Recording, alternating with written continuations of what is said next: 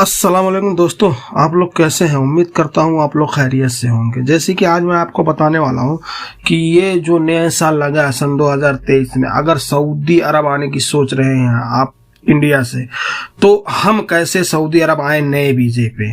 पुराने वीजे का तो कोई टेंशन ही नहीं, नए वीजे पे आने के लिए मतलब हमें क्या क्या रिक्वायरमेंट लगेगा। पहले जैसा ही है कि चेंज हो गया है, वो चीज़ मैं आपको इसमें बताने वाला हूँ। इसमें पूरा टोटल मैं बताने वाला हूँ कि आपको वीज़ा कहाँ कैसे मिलेगा, आप कहाँ से ले सकते हैं वीज़ा, ऑफिस में कितना खर्च लगता है या मेडिकल का कितना होता है, गम का कैसे किया जाता है, वो सब मैं आपको इस वीडियो में पूरा डिटेल्स में बताने वाला हूँ। तो आप लोग वीडियो को लास्ट तक ज़रूर देखना। जैसे कि अगर आप इंडिया में हैं तो आप सऊदी अरब आने की सोच रहे हैं नए वीजे पर कोई भी, तो उसके लिए सबसे पहला रिक्वायरमेंट है पासपोर्ट की। आपको पासपोर्ट बनवाना ही होगा। आपके पास अगर पासपोर्ट है तो आप उसके आगे फिर सोच सकते हैं कि मतलब आप मुझे सऊदी अरब जाना है नए वीजे पे। और उसके बाद आप ये तय कीजिए कि हम किस काम में जाएं। अगर हमको ड्राइवरी मालूम है ड्राइवरी में आए, इलेक्ट्रिशियन में आए, प्लम्बर का काम मालूम है जो तो प्लम्बर्स में आए, या बिल्डिंग खाते का काम मालूम है बिल्डिंग में आए, या मतलब जो जिस हिसाब से। अगर कोई काम नहीं मालूम है तो मजरे में आए, या इस तरह में आए, इस तरह में भी ठीक ठाक है, या शादी हॉल में आए, का किसी होटल में आए सऊदी अरब। ऐसे बहुत सारे काम है ना, या यहाँ साफ सफाई के काम में आए, जो यहाँ बलदिया बोलते हैं सऊदी अरब में, लेकिन वो साफ सफाई वाला काम, या उसमें आए। तो किस काम में आए ये आप फैसला कर लीजिए। उसके बाद अब आपको वीजा का रिक्वायरमेंट पड़ेगा, ठीक है।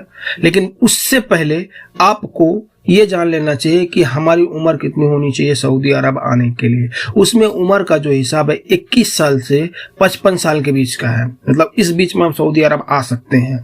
लेकिन बात यह है कि सऊदी अरब में सबसे ज्यादा चॉइस जो किया जाता है 25 साल से 35 साल के बीच का। मतलब इस बीच के जो लड़के रहते हैं इनका बहुत अच्छा मतलब यहाँ रिक्वायरमेंट ठीक है।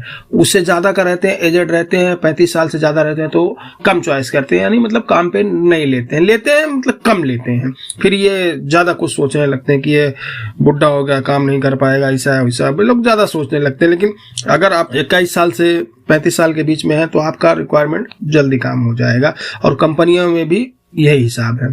तो ये हो गई उम्र की बात। अब आपको वीजा कैसे मिलेगा। आप यहाँ वीजा दो तरह से ले सकते हैं।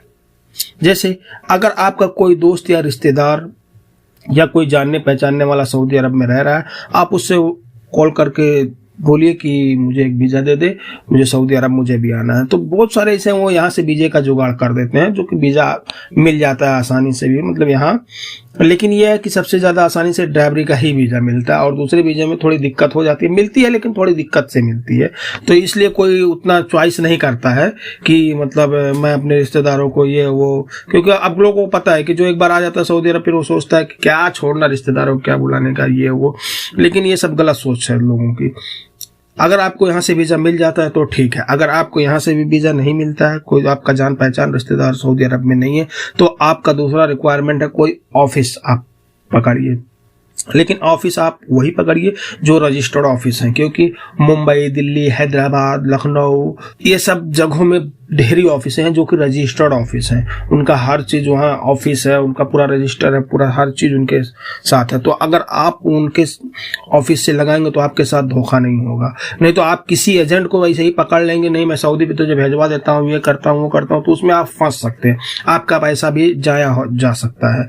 तो आप जब भी वहाँ रजिस्टर ऑफिस ही कनेक्ट कीजिए। अगर आप रजिस्टर ऑफिस से वीज़ा लगाते हैं तो आप उनको पासपोर्ट दे दीजिए, जो पैसा रिक्वायरमेंट करेंगे वो आप दे दीजिए, बाकी सब ऑफिस वालों का काम रहता है, वो सब कुछ ऑफिस वाले कर लेते हैं। अब ऑफिस वाले कितनों कम तो 55 से 60 हजार 50 हजार इससे कम नहीं मांगते हैं इंडियन। अगर आप उतना दे देते हैं तो सब वही लोग रिक्वायरमेंट करते हैं, तो बाकी वो सब पूरा काम करके वो आपको सऊदी अरब भेज देंगे। लेकिन अगर आप अपने दोस्त या रिश्तेदार किसी से यहाँ वीज़ा लिए हैं तो अब ये यहाँ से आपका वकाला बनाएगा। वकाला बनाने के लिए मुसानत की ज़रूरत पड़ती है। मुसानत का मतलब क्या है, वो आपके नाम मतलब वकाला बनेगा, आपके नाम पे वकाला बनेगा। तो आप कोई ऑफिस पकड़िए इंडिया में, जो रजिस्टर ऑफिस है उन्हीं से उनके नाम का वकाला, आप वहाँ जाइए, बोले मेरा मुसानत बना दीजिए, वो बना देगा। उसके बाद आप वो उसको यहाँ अपने दोस्त यार जो भी हैं इनके पास भेज दीजिए, यहाँ से आपका वकाला हो जाएगा। वो सऊदी को देगा, सऊदी जाके वकाला बना के दे देगा। अब वो आपके नाम पे वकाला बन गया। मतलब अब आपको ही उस वीजे पे आना है। वीजा तो निकल चुका है, वीजे का नहीं मसला, लेकिन जब वो काला बन गया तो अब आपको ही उस वीजे पे आना है, दूसरा कोई नहीं आ सकता। अगर दूसरा कोई आने के लिए वो फिर हमें वकाला कैंसिल करना होगा, जो कि उसमें थोड़ा पैसा खर्चा होता है, 450-500 रियाल खर्च होते हैं, वो फिर हमें दोबारा से भरना पड़ेगा और वो कैंसिल करके फिर आप दोबारा आ सकते हैं।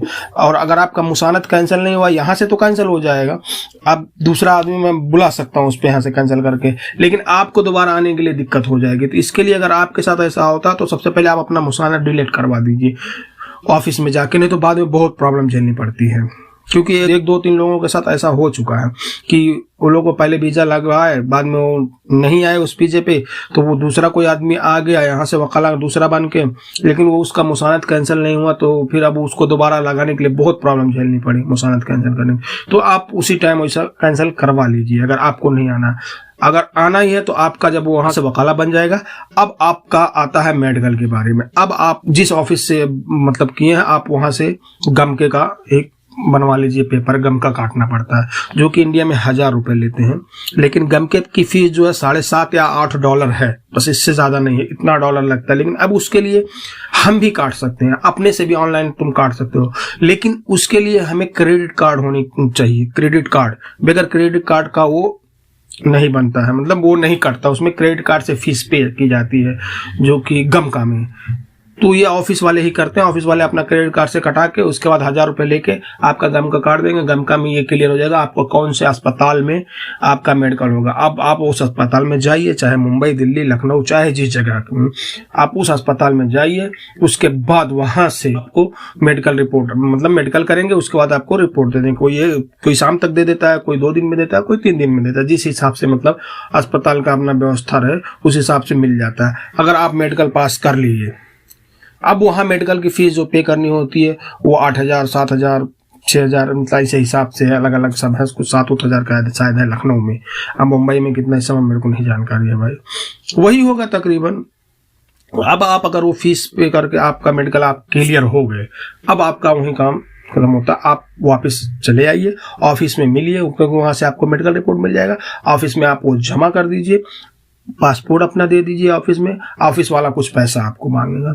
अब वीजा स्टैंपिंग की बारी आएगी। वीजा स्टैंपिंग कराने का ऑफिस वाले कोई 10,000 ले रहे हैं, कोई 9,000 ले रहे हैं, कोई 11,000 ले रहे हैं, कोई 12,000 भी ले रहे हैं वीजा स्टैंपिंग का, जो कि एक हफ्ते में आपको हफ्ते 10 दिन के अंदर वीजा स्टैंपिंग करके दे देते हैं। मेरे इंडिया की बात कर रहा हूँ, और बाकी दूसरे देश की पता नहीं, मुझे नहीं पता है, लेकिन इंडिया की बात कर रहा हूँ क्योंकि मैं भी करवाता हूँ अक्सर।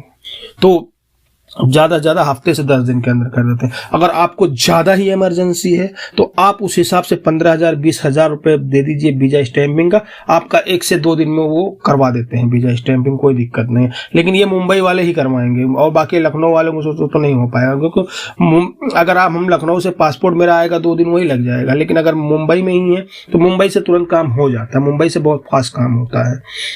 अब आपका जब वहां से एम्बेसी से आपका पासपोर्ट पे वीजा स्टैंप होके आ जाएगा, अब आपका काम होगा क्लियर। अब आपकी बारी आती है टिकट की। अब आप टिकट कहीं से भी ले सकते हैं, चाहे तो अपने दोस्त यार से मंगा लीजिए सऊदी, या ऑफिस से ले लीजिए, लेकिन ऑफिस से ही बेस्ट होता है। ऑफिस से आप अपना टिकट ले लीजिए, जिस दिन का है उस दिन फ्लाइट पकड़ के आप सऊदी अरब आ जाइए। उसके बाद यहाँ आइए, यहाँ तो कोई रिक्वायरमेंट नहीं है। यहाँ आने के बाद आपको यहाँ काम देखेंगे, काम ठीक ठाक है, उसके बाद आपका मेडिकल करवा देंगे। मेडिकल करवाने के बाद आप अपना आराम से यहाँ काम कर दीजिए, जो काम करना है आपको, चाहे ड्राइवरी करना, जिस काम में मतलब आप आए हैं वो काम अपना कर लीजिए, कोई दिक्कत नहीं है। तो सऊदी अरब आने का यह प्रोसेस है, शुरू से लास्ट तक का मैं प्रोसेस आपको बता दिया हूँ। तकरीबन 50,000 60,000 ही खर्च होते हैं, या 40,000 में भी हो जाता है, कुछ लोगों का 30,000 में भी हो जाता है, जिस हिसाब से मतलब जो आए। तो आप लोगों को वीडियो कैसी लगी? अगर वीडियो अच्छी लगी तो प्लीज यार मेरे चैनल को सब्सक्राइब करें, लाइक करें, कमेंट करें, अपने दोस्तों को शेयर करें। फिर मिलते हैं इंशाल्लाह किसी नेक्स्ट वीडियो में, तब तक के लिए अल्लाह हाफिज।